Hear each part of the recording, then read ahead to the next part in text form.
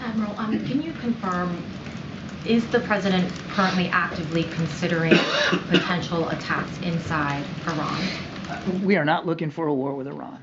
We are not seeking a conflict with the regime in a military way. And as I said in the opening, we're not looking to escalate here. This attack over the weekend was escalatory. Make no mistake about it.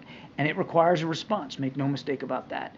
I will not get ahead of the president's decision making. So you're not saying either way whether striking inside Iran is or isn't? We are not looking for a war with Iran, MJ. I am not going to speak to the president's decisions. And the administration's assessment for a number of months now has been that Iran does not want a direct war with the U.S. either. Does yesterday change that assessment? I'm not at liberty to discuss or to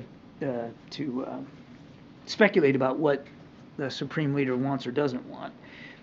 Clearly, these attacks continue, and now they've had lethal consequences.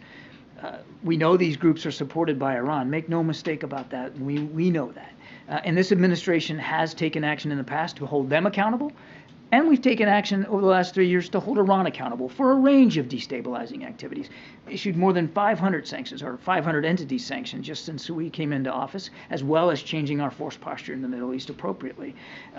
So we'll just, we'll continue to look at the options available to us. Is it clear to you now whether the attack yesterday was at Iran's direct urging, or if this was more a proxy group that was mostly acting on its own? I'm not going to talk about intelligence issues. We know that Iran supports these groups. The degree to which they order and direct is something that intelligence analysts will look at.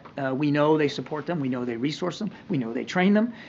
We know that they're certainly not discouraging these attacks, whether it's attacks by the Houthis, what Hamas did on the 7th of October, what Hezbollah has proven capable of doing, and now, of course, what these militia groups continue to do in places like Iraq and Syria, and now Jordan.